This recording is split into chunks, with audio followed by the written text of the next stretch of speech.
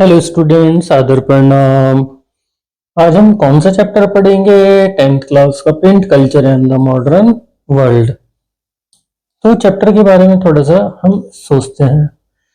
देखिए, अब इमेजिन करना मुश्किल है दुनिया को बिना प्रिंट के। तो क्वेश्चन आता है कि आपको प्रिंट का एविडेंस हर तरफ कैसे मिलता है? हमें बुक्स, जर्नल्स, न्यूज़पेपर्स, प्रिंट्स, हर एक चीज में हमें क्या मिलता है? Printing. Official curriculars, calendars, diaries, advertisement, posters, literature, images, newspapers, public debates, हर जगह हमें क्या देखने के लिए मिलता है? प्रिंटिंग। तो हम इस चैप्टर में पढ़ेंगे कि प्रिंटिंग का भी एक इतिहास है। और हम कहाँ से स्टार्ट करेंगे? ईस्ट एशिया से, फिर यूरोप में पहुंचेंगे और फिर इंडिया में पहुंच जाएंगे। तो हम देखेंगे इसमें टेक्नोलॉजी का क्या रोल रहा और इसने हमारी जिंदगी और कल्चर पे क्या असर डाला। अब एक बार जब हम स्टार्ट करते हैं चैप्टर को, तो ये चैप्टर थोड़ा बड़ा है, लेकिन आपको डेफिनेटली समझ आ जाएगा। सबसे पहले प्रिंटिंग दुनिया में डेवलप हुई थी चाइना, जापान एंड कोरिया में। और वो सिस्टम कौन सा कहलाता था? हैंड प्रिंटिंग कहलाता था। फिर चाइना वालों ने, आप देख ही रहे हो आजकल सबसे नई इनोवेशन चाइनीज कर रहे हैं। उन्होंने एक नया मेथड निकाला, उसको बोलते थे वुड ब्लॉक प्रिंटिंग। उसमें वो क्या करते थे? Here the paper was rubbed against the ink surface of the wooden blocks to get some impressions. अब दोनों तरफ तो प्रिंटिंग हो नहीं सकती थी, क्योंकि पेपर क्या होता था? पोरस होता था। इस चाइनीज बुक को चाइनीज एकॉर्डियन बुक बोला जाता था। इसे फोल्ड करते थे और इसे साइड से स्टिच कर देते थे। बहुत ही सुंदर लिखने वाले इसमें कैलीग्राफी भी करते थे। Calligraphy means the art of beautiful and stylish hand writing.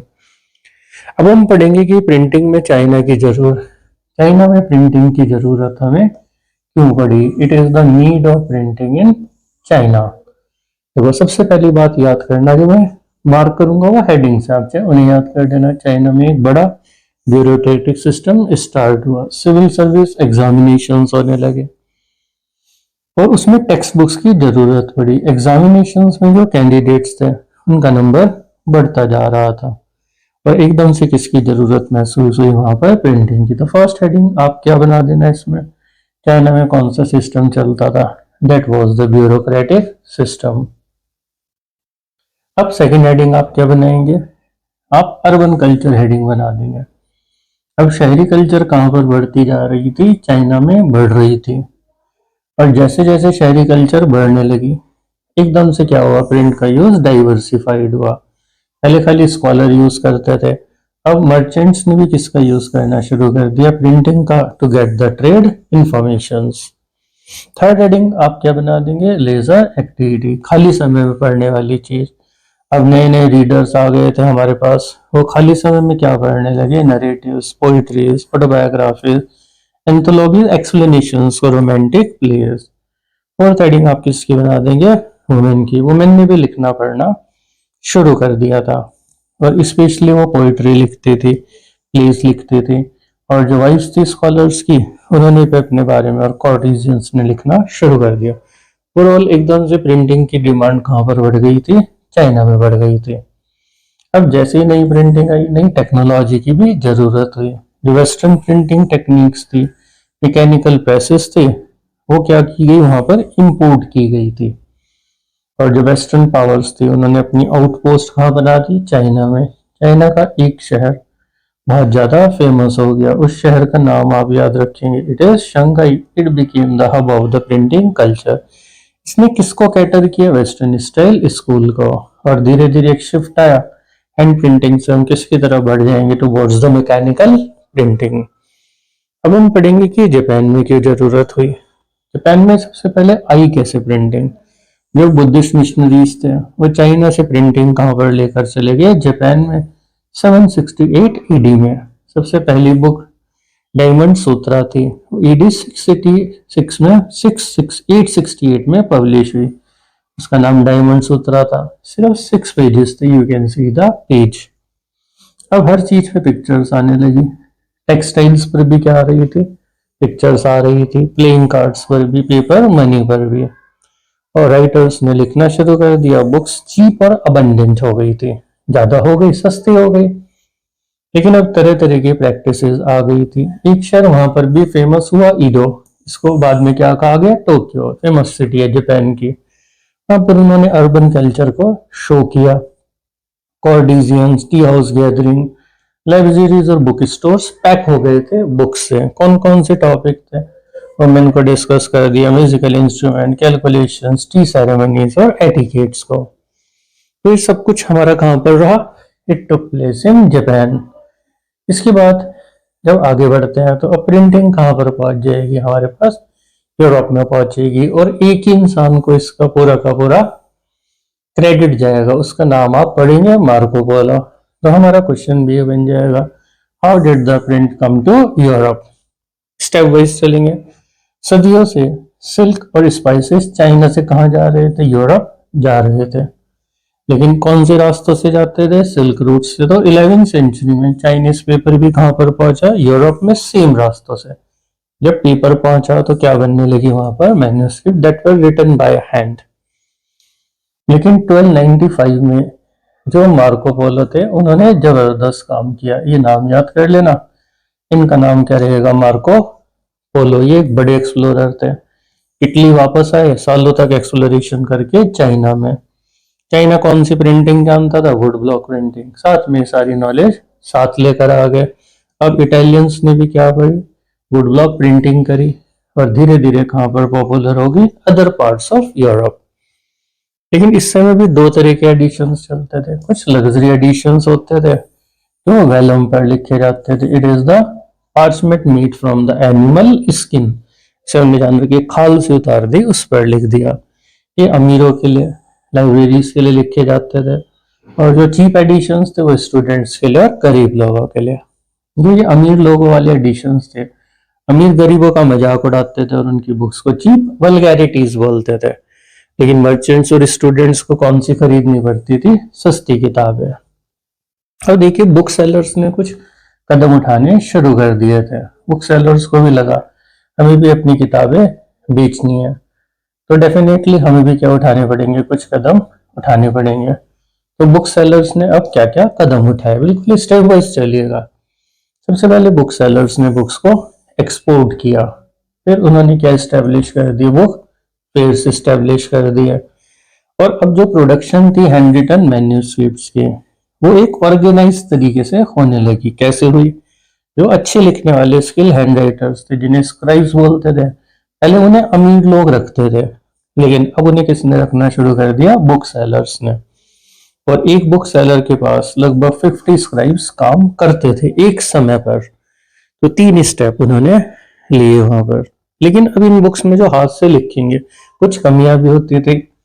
तो हम पढ़ेंगे हैंड रिटन मैन्यूस्क्रिप्ट्स की कमियां क्या थी। एक तो वो डिमांड को पूरा नहीं कर पा रही थी, महंगा पड़ता था बुक लिखना, लेबोरियस काम था, समय बहुत ज्यादा लग जाता था। ऊपर से किताबें नाजुक होती थी, ऑकवर्ड होती थी हैंडल करने में, इधर उधर ले जाना काफी मुश्किल लगता था। तो हम कह सकते हैं कि इन बुक्स की सर्कुलेशन काफी लिमिटेड रही। और इन्हीं सभी फैक्टर्स की वजह से कौन सी चीज वहां पर फेमस हो गई, वुड ब्लॉक प्रिंटिंग। और अब पूरे यूरोप में क्या करने लगे, वो वुड ब्लॉक प्रिंटिंग का यूज करने लगे, टेक्सटाइल्स पर, कार्ड्स पर, religious picture, simple and the brief text. लेकिन अब एक चीज की जब आदत पड़ जाती है, जैसे मोबाइल की हमें आदत थोड़ी पड़ गई है, उसी तरह से लोगों को लगा अब थोड़ी फास्ट मेथड चाहिए। इसका ब्रेक थ्रू स्ट्रासबर्ग में आया, दैट इज इन जर्मनी। और वहां पर एक इंसान है, उसका नाम जोहानन गुटनबर्ग है। दुनिया की पहली प्रिंटिंग प्रेस बनाई 1430 में। अब आप इससे बहुत कुछ सीखेंगे अगर ध्यान देंगे। ये नोट कीजिए, 1430 में इसने प्रेस बनाई थी। आगे हम पढ़ेंगे क्या हुआ ऐसा। थोड़ी इनकी ब्रीफ हिस्ट्री दे रखी है। एक मर्चेंट के बेटे थे, एग्रीकल्चर स्टेट पर पले बड़े थे, शुरू से ही वाइन और ऑलिव प्रेस को देखते थे। और इससे क्या बनाए जाते थे, ऑर्नामेंट्स। इन्होंने पॉलिशिंग करनी सीखी, नग पॉलिश की, उन्हें अच्छा मास्टर गोल्ड स्मिथ बने। और सारी की सारी नॉलेज इनके पास लेड मोल्ड्स की थी, जिससे क्या बनाए जाते थे, ट्रिंकेट्स मींस ऑर्नामेंट। इन्होंने सारी नॉलेज को यूज किया और इन्होंने क्या बना दिए, कास्टिंग टाइप और मेटल टाइप्स अल्फाबेट के। और 1448 आपको अगर याद हो, 1430 में इन्होंने क्या किया था, प्रिंटिंग प्रेस बना दी थी। इतना समय परफेक्शन में लगा। याद रखिए, परफेक्शन ऑलवेज टेक्स टाइम। इस सिस्टम को परफेक्ट किया। सबसे पहली बुक बाइबल पब्लिश की, 180 कॉपीज बनाई, लगभग 3 साल लगे। और ये बहुत तेज स्पीड थी, अभी मैं आपको प्रूव भी कर दूंगा। लेकिन फिर भी क्या हुआ, जो नई टेक्नोलॉजी थी वो हैंड बुक्स को रिप्लेस नहीं कर पा रही थी। कुछ कमियां तो होंगी देखिए प्रेस में, लेकिन हम कमियां नहीं कहेंगे, हम उसको पॉजिटिव बोलेंगे। एक तो उनकी बुक्स कैसी लगती थी, बिल्कुल हैंड रिटन मैन्यूस्क्रिप्ट्स लगती थी। मेटल लेटर्स किसकी नकल करते हुए लगते थे, ऑर्नामेंटल हैंड रिटन। बॉर्डर बाद में सजाए जाते थे। पहले जो पैटर्न जो किनारे पे बनते हैं जैसे इस बुक में, वो बाद में बनते थे। इलस्ट्रेशंस बाद में बनती थी। अमीर लोगों के लिए स्पेस रहता था, वो किसी भी पेंटिंग स्कूल में जा सकते थे, उस खाली स्पेस में अपने लिए पेंटिंग्स बनवा सकते थे। लेकिन एक ब्रेक थ्रू तो आया पूरी दुनिया में, और इस 50-100 सालों के बीच में देखिए 1450 से पूरे की पूरी यूरोप में प्रेसेस लगी। वो दूसरे देशों में भी पहुंचे, उन्होंने और प्रेसेस लगानी शुरू कर दी। बुक्स की प्रोडक्शन एकदम से बूम अप हो गई थी। 20 मिलियन कॉपीज से बढ़कर नंबर कितना हो गया था, 200 मिलियन। और वर्चुअली इससे क्या आ चुका था, वहां पर प्रिंट रिवॉल्यूशन आ चुका था पूरे के पूरे यूरोप में। नहीं, कभी कभी कहते हैं single person can not change the world, लेकिन मैं पढ़ता हूँ इन लोगों के बारे में, एक नहीं शायद दुनिया को हर बार बदला है, बस वो अगर एक आइडिया पर अड़ा रहा तो। अब हम पढ़ते हैं कि प्रिंट रिवॉल्यूशन एग्जैक्टली था क्या। ये नहीं कि हमने बुक्स को प्रोड्यूस करने के मेथड बदले, इसने लोगों की जिंदगी बदली। जैसे मोबाइल बदल रहा है, उनके रिश्ते बदले, इंफॉर्मेशन नॉलेज गेन करने का तरीका बदला, और उनकी सोच जो इंस्टीट्यूशन और अथॉरिटीज के लिए थी वो बदल दी। सीधी सी बात है, लोगों की सोच पर असर डाला और लोगों ने नए तरह से चीजों को देखना शुरू किया। एक नया नजरिया हमारा इसके प्रति बनना शुरू हो गया, बुक्स के प्रति बनना शुरू हुआ, समाज के प्रति। अब हम पढ़ेंगे कि ओरल कल्चर से, भाई कौन सी कल्चर थी, ओरल कल्चर। उससे अब हम कौन सी कल्चर की तरफ बढ़ेंगे, it will be known as the reading culture. इसको कैसे पढ़ते हैं, देखिए समझने की कोशिश करना। एक तो प्रिंटिंग ने क्या किया, बुक्स की कीमत काफी कम कर दी, समय कम लगने लगा, लेबर कम लगने लगी, मल्टीपल कॉपीज बन रही थी, बुक्स की मार्केट में बाढ़ आ गई। ये तो वो हमारा नया समय के हिसाब से। लेकिन अब क्या चल रहा था उस समय, पहले पुराने समय की बात करते हैं। उस समय सिर्फ एलाइट्स पढ़ते थे, विद्वान लोग, अमीर लोग, कॉमन पीपल सुनते थे। और वो भी क्या सुनते थे, सैक्रेड टेक्स्ट और बैलेट सुनते थे। नॉलेज उन्हें कैसे मिलती थी, ओरली। कोई नाटक हुआ, उन्होंने उसको देख लिया।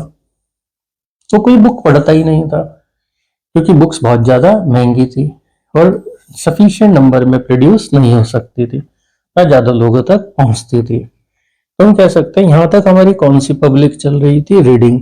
तो इसमें अब बदलना किसमें, ओरल सॉरी, अब हम बदलेंगे रीडिंग में। अब बुक्स खाली वही तो पढ़ सकते थे जो पढ़े लिखे हों, लिटरेसी रेट कम था। तो पब्लिशर्स ने कैसे फोर्स किया होगा लोगों को to welcome the printed book. एक तो उन्होंने ज्यादा लोगों तक अपनी बुक्स पहुंचाई, फर्स्ट पॉइंट। जो पढ़ नहीं सकते थे उन्हें बुक्स सुना दी गई। उन्होंने जो लोगों को पसंद थे, बैलेट्स, फॉकटेल्स, वो छापने शुरू कर दिए। उसमें उन्होंने क्या बना दी, बहुत सारी पिक्चर्स बना दी। और उन्हें कहाँ गाया जाने लगा, गैदरिंग्स में और टैवर्न्स इन टाउन्स में। टाउन्स आप देख ही सकते हैं, टैवर्न्स क्या होते हैं, लोग मिलते थे, अल्कोहल पीते थे, खाना खाते थे। तो धीरे धीरे क्या हुआ, एक जो हियरिंग पब्लिक थी और जो रीडिंग पब्लिक थी, दे वर इंटरमिंगल्ड, मीन्स हम सुनने से पढ़ने की तरफ बदल गए। तो वेरी वेरी इंपॉर्टेंट थिंग, और ये अच्छा भी लगा मुझे भी पढ़ने में। लेकिन कुछ लोगों को अब प्रिंटिंग से डर भी रहा होगा इस समय में। तो देखो एक लाइन यही है कि यार किसी ने प्रिंटिंग को वेलकम नहीं किया। कुछ को लग रहा था लोगों के दिमाग पर क्या असर पड़ेगा।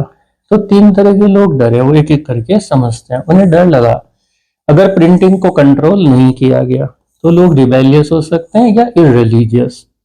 रिबेलियस आप किसके लिए लिखना, किंग्स के लिए यानी मोनार्क्स डरे, इररिलीजियस चर्च के लिए यानी कौन डरा, चर्च। तीसरे लोग डरे हमारे बड़े बड़े स्कॉलर्स। उनको क्या डर रहा कि वैल्यूएबल लिटरेचर की अथॉरिटी खत्म हो जाएगी। तो कौन कौन डर रहे थे, रिलीजियस अथॉरिटीज डरी, मोनार्क्स डरे, और जो राइटर्स और आर्टिस्ट थे वो समझो राजा को क्या लगा होगा कि अब लोग राजा को इज्जत नहीं देंगे, वो डेमोक्रेसी की बात कर सकते हैं। चर्च को क्या लगा होगा, भाई जो हम कह रहे हैं वो लोग एकदम से नहीं मान सकते, रीजन मांगेंगे। और इन स्कॉलर्स को क्या डर लगा होगा कि जब इतना बुरा लिटरेचर मार्केट में आएगा, अच्छी लिटरेचर की वैल्यू खत्म हो जाएगी। तो हम दो को एग्जाम्पल से समझ भी सकते हैं इससे। सबसे पहले हम एग्जाम्पल किसका ले लेंगे, मार्टिन लूथर का। उसने 95 थीसिस लिखी। उसने चर्च के रिचुअल्स को क्रिटिसाइज किया, गलत चीजें निकाल ली होंगी, मैंने नहीं पढ़ी है बुक, पर ये कॉपी कहाँ पर भेज दी, विटनबर्ग में चर्च को चैलेंज कर दिया, डिबेट करो। अब बहुत सारे लोग हैं जो ऐसी चीजें पढ़ना चाहते हैं, उन्होंने पढ़ी और एक प्रोटेस्टेंट रिफॉर्मेशन स्टार्ट हो गया। ये आप यहाँ पर भी पढ़ सकते हैं। कुछ लोग एंटी कैथोलिक बन गए थे और कुछ कैथोलिक्स होती ही हैं। उनकी बुक न्यू टेस्टामेंट की 5000 कॉपीज भी की कुछ हफ्ते में। कुछ हफ्ते में उस समय बहुत बड़ी बात होती थी। सेकंड एडिशन भी 3 ही महीने में आ गया। और उन्होंने क्या कहा, प्रिंटिंग भगवान का सबसे बड़ा गिफ्ट है, द ग्रेटेस्ट वन। क्योंकि क्या कहना था उन लोगों का कि प्रिंटिंग नई इंटेलिजेंस भरा एटमॉस्फेयर लाएगी और इससे क्या होगा, समाज में डेफिनेटली सुधार होगा। बात मुझे इनकी सही लगी है। तो ये तो बहुत पढ़ा लिखा इंसान था, लेकिन एक लाइन आ जाती है, कम पढ़े लिखे लोगों ने भी क्या किया था, कुछ ना कुछ लिखा था। उन्होंने भी अपनी सोच बताई। एक मैनेक्यू, एक मिलर था इटली का, उसने आसपास की बुक्स को पढ़ा, बाइबल के मैसेज दोबारा लिख दिए, भगवान के बारे में बताया, जिससे चर्च को गुस्सा आ गया। चर्च ने इंक्वायरी बिठा दी। इंक्विजिशन अगर आप पढ़ेंगे तो एक रोमन कैथोलिक कोड थी जो चर्च विरोधी आइडियाज के लिए लोगों को पब्लिश करते थे। और हेरेटिकल क्या होते थे, जो आइडियाज चर्च के अगेंस्ट होते थे। चर्च को खतरा लगता था, उन्हें भी लगा इसके आइडिया हेरेटिकल है। 2 बार तो बेटे उसे पनिश किया गया, फाइनली उसे खत्म कर दिया गया। और रोमन कैथोलिक चर्च घबरा चुका था, तो उन्होंने क्या पास किया, index of the prohibited books. इसमें उन सब बुक्स को रख दिया दैट नोबडी कुड पब्लिश। तो बहुत सारे लोग डरे भी हैं प्रिंटिंग से। देखिए अब वेरी इंपॉर्टेंट क्वेश्चन आ जाएगा, कौन से फैक्टर रीडिंग मेनिया लेकर आए थे पूरे के पूरे यूरोप में। बहुत आसान है, आप कहेंगे तो मैं इसकी आपको हेडिंग्स भी याद करा सकता हूँ। इसकी फर्स्ट की हेडिंग आप लिटरेसी लिख सकते हैं। देखिए इस समय हुआ क्या, चर्चेज ने जो अलग अलग सब ग्रुप्स थे रिलीजन के, उनके लिए स्कूल खोले। लिटरेसी रेट बढ़ने लगा, 60 to 80% पहुंच गया था। और भाई सीधी सी बात है, जब स्कूल खुलेंगे बुक्स की जरूरत होगी तो ज्यादा से ज्यादा लोग बुक्स पढ़ेंगे। अब नई नई फॉर्म्स आ गई लिटरेचर की। इसको उन्होंने किसको टारगेट किया, नए नए ऑडियंस को। सबसे पहले देखो क्या हुआ, बुक सेलर्स ने पेडलर्स को रखा जो घर घर पैदल जाकर बुक्स बेचने लगे। एल्मेनिक्स पंचांग को बोलते हैं वो आ गए, कैलेंडर आ गए, बैलेट्स आ गई, फॉक टेल्स आ गई थी, और भी बहुत सारी चीजें आई। इंग्लैंड में जवान आ गई, पेनी चैप बुक्स आ गई, जिन्हें बेचकर पैदल चलने वाले लोग चैपमैन कहलाते थे, और एक एक पेनी की बिकती थी। फ्रांस में हमारे पास बिलौती की ब्लू आ गई।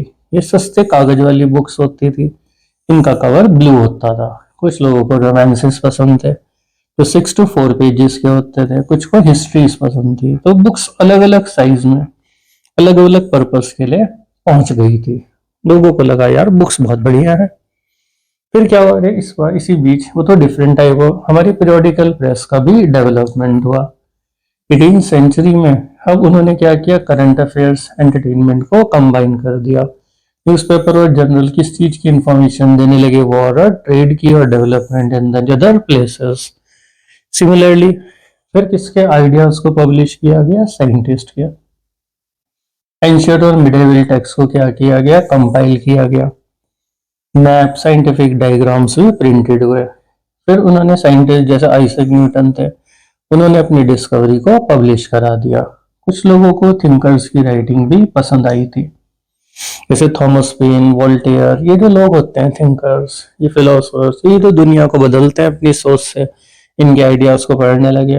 और धीरे धीरे ये भी क्या होने लगा, पॉपुलर लिटरेचर के साथ लोगों को पसंद आ गया। तो ये तो एक बार मैं आपको दोबारा बताना चाहूंगा, इंपॉर्टेंट है थोड़ा सा। स्कूल खुले, तरह तरह की बुक्स आई, पीरियोडिकल प्रेस का डेवलपमेंट हुआ, साइंटिस्ट के आइडियाज पब्लिश किए गए, थिंकर्स के आइडियाज को वहां पर लार्ज स्केल पर पब्लिश कर दिया गया। तो सोच के देखिए एक बार, अगर आप अपने मन में सोचें कितने नए नए डेवलपमेंट उस समय चल रहे थे और कितना ज्यादा उस समय क्या रहा होगा रीडिंग के लिए पागलपन। सेम पागलपन आज हमें किसके लिए देखने के लिए मिलता है? मोबाइल के लिए।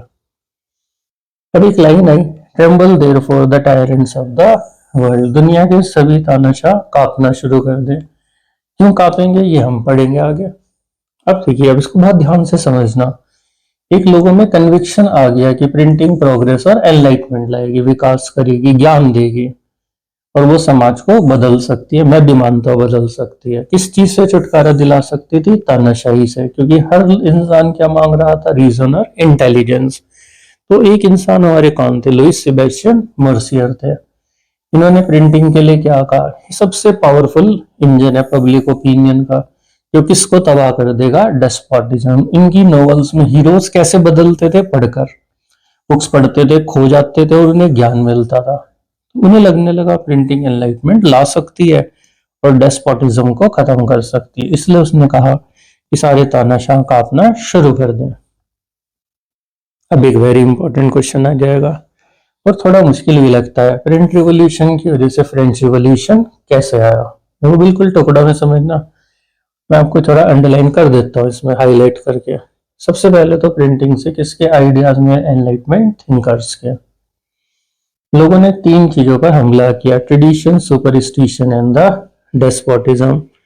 हर चीज में लोगों ने क्या मांगनी शुरू कर दी? रीजन। जो मैं आपको अंडरलाइन कर रहा हूँ इसको समझ सकते हैं आप। हर चीज में रीजन और रैशनैलिटी चली।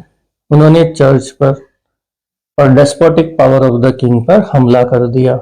और जिन लोगों ने इन बड़े बड़े फिलोसफर्स की बुक्स पढ़ी, उनकी आंखें क्वेश्चनिंग, क्रिटिकल और रैशनल हो गई। अब एक बार समझिए, एनलाइटमेंट थिंकर के आइडियाज आए, ट्रेडिशन, सुपरस्टिशन, डेस्पोटिज्म, हमला हुआ, रीजन, रैशनैलिटी मांगी गई, चर्च और मोनार्क्स पर हमले हुए। इनकी बुक्स पढ़ के लोगों ने क्वेश्चनिंग, क्रिटिकल और रैशनल सोच डेवलप करनी शुरू कर दी थी। दूसरा हमारे पास क्या हुआ?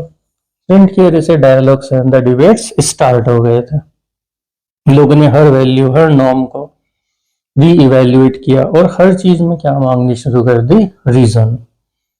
एक बार और समझिए, डायलॉग, डिबेट हुई, बहस शुरू हो गई, वैल्यूज को दोबारा से कैलकुलेट किया गया, हर चीज में क्या मांगी गई थी? एक रीजन। तीसरी बात, ऐसा बहुत सारा लिटरेचर आया जो किसका मजाक उड़ाता था? रॉयल्टी का और उसकी मॉरलिटी का विरोध करता था। मान लो राजा है तो बेटे बहुत सारा ऐसा लिटरेचर आ गया जिसने राजाओं का मजाक उड़ाया। अब उसने क्या कहा कि बहुत सारे कार्टून्स आए, उसमें उन्होंने क्या दिखाया कि राजा तो अपने प्लेजर्स में बिजी है, आम आदमी तड़फ रहा है। तो सोचो जब ऐसा लिटरेचर सर्कुलेट हुआ होगा, लोग किसके खिलाफ हो गए थे? मोनार्क के। और ये कहीं ना कहीं इससे ही तो क्या हुआ? French revolution. तो अब हम कहेंगे कि असर पड़ा क्या? देखिए, बहुत बढ़िया बात थी। एक तो सबने एक जैसा लिटरेचर नहीं पढ़ा, जब पढ़ा तो वो चर्च और राजाओं के एजेंडा के, प्रोपोगेंडा के बारे में जान गए थे। लेकिन सब चीजों से इम्प्रेस नहीं हुए वो लोग, कुछ एक्सेप्ट किए, कुछ रिजेक्ट किए। लेकिन सबसे अच्छी, वो अपनी तरह से इंटरप्रेट या अपनी तरह से सोच बना ली।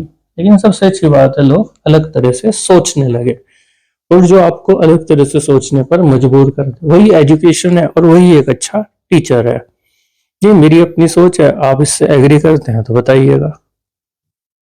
अब देखते हैं कि बच्चों पे क्या असर पड़ा। सबसे पहली बात तो एजुकेशन कंपलसरी हो गई बच्चों के लिए यूरोप में। बच्चे भी रीडर बन गए, बहुत सारी प्रेसेस लगा दी गई, बच्चों के लिए लिटरेचर छापा गया फ्रांस में 1857 में। उनके लिए ज्यादातर फेरी टेल और फॉकटेल पब्लिश की गई। दो भाई थे, जैकब और विलियम ग्रिम, सालों घूमने गए पूरे के पूरे हमारे फ्रांस में और सारी ट्रेडिशनल फॉकटेल गैदर की और उन्हें पब्लिश करा 1812 में। लेकिन एक चीज हुई, जो भी चीजें उन्हें लगा कि बच्चों के लिए अनसुटेबल है, वल्गर है, उन्होंने उसको इंक्लूड नहीं किया। तो हम कह सकते हैं कहानियां एक नए रूप में हमारे सामने आ गई। तो ये लाइन आ सकती है, प्रिंट ने क्या किया? पुरानी चीजों को रिकॉर्ड किया, साथ में उन्हें बदल भी दिया। यानी देखो, कुछ चीजें बच्चों के लिए सुटेबल नहीं रहोगी तो इसे हटा दो, इसको चेंज कर दो। अब हम पढ़ेंगे वुमेन पे क्या असर पड़ा। तो वुमेन की बात करते हैं, इस समय वुमेन पे क्या असर पड़ा है।